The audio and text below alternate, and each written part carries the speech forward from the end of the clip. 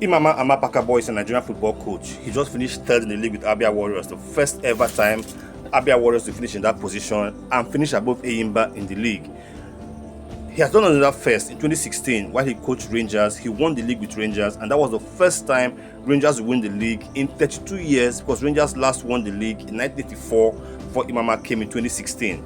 Now, there was also another first with Imama, and that was in 1985. He was part of the first Nigerian team to win a World Cup. That was the under-16 national team in China in 1985. But Imama was part of yet another first that many people do not know about. Now, after the China 85 World Cup, he coached, he played, he was a goalkeeper, he played at NEPA FC, second division club in Lagos in 1987. In 1988, he tried to join Leventis United, even though they had the great Edward Dancer in goal, but Leventis disbanded, and he went to Jos and played for JIB Rock Strikers of Jos.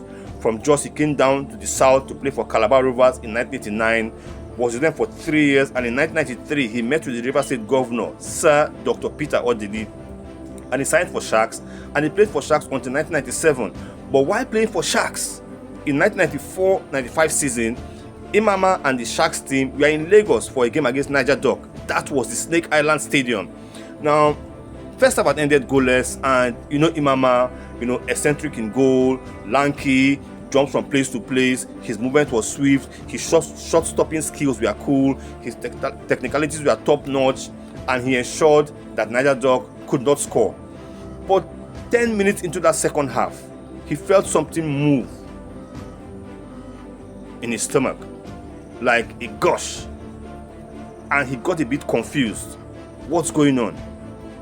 It couldn't have been what he ate, because you don't eat at halftime. It couldn't have been what he drank, because at that time in Nigerian football, you only drink water. Was something wrong with the water he drank? He couldn't understand, but it felt like something was gushing out, was about to gush out, and Niger Dock were attacking. So he held his ground. He was able to save that shot from the Niger Dock attacker. He looked at the referee, looked at his team's bench, and he threw the ball out for a goal kick, for a throw-in rather. And with a loud groan, Imama fell on the ground. The referee rushed to him. Everyone was apprehensive. His teammates were running towards him. The coaches were worried. The fans were wondering. Remember, this was 1994. 5 years earlier, in 1989, a Super Eagles player, Sam Okoraji, had slumped and died in a match for the Nigerian national team. So people were wondering what's going on here. So the referee came to him and asked him, "Hey boy, what's wrong?" Imama looked at the referee, and in his calmest voice ever, and I'll say this in local parlance, which was probably how he said it anyway, Imama said, "Ref, I want shit." Meaning he was heavily pressed. He needed to rush to the convenience to take a dump. The referee looked at him, trying to hold his laughter. The referee had probably never seen that before. And of course, you can change an outfield player, or you can let the game continue with 10 players, but just like you cannot take a goalkeeper off a stretcher when he's injured and the game will continue, you can't continue the game without the goalkeeper. So the referee blew his whistle and looked at Imama on the ground and said, "Get out." Imama got up and sprinted out of the pitch into the dugout, onto the dressing room. Now, people didn't understand what was going on. The fans were whispering. At the Sharks technical bench, the coaches were talking to each other. They didn't understand what just went on here. So the head coach of the team whispered to the curator and said, "Go in and find out what's wrong with Imama." He came out like a minute or so later and said, "Coach, go lead the shit." So, it was relief for the bench. It was fun for them, because, listen, whoever stops the game to go and shit. But the fans didn't understand what was going on. And the fans were wondering, what could have happened? Why did the goalkeeper run off? Why did the referee stop the game?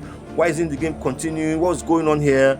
So a fan, went behind the Sharks technical bench and screamed out, "Coach, waiting do your player. Waiting, why the game no continue?" And because it was funny at that time, people were relieved that Imama was not in distress or he was not in a life-threatening condition. One of the players on the bench turned and said, "No mind them, in the shit." So the word spread around at the Snake Island Stadium on the terraces that the keeper ran off because he went to shit.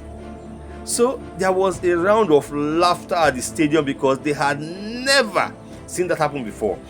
4 minutes later, Imama came back in, sprinting to his goal area, and as soon as the crowd sighted him, It was wild applause. They all got up, they gave him a standing ovation, they were clapping until the referee restarted the game.